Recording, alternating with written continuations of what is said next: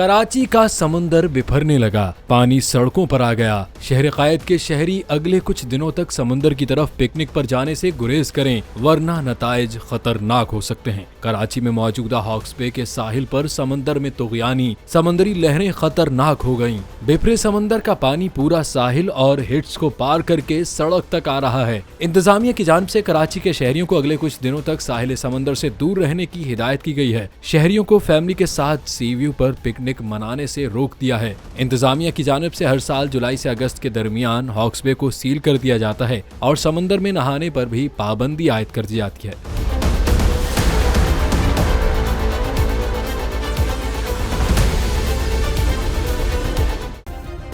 Subscribe करें और bell दबाएं ताकि कोई खबर रह न जाए।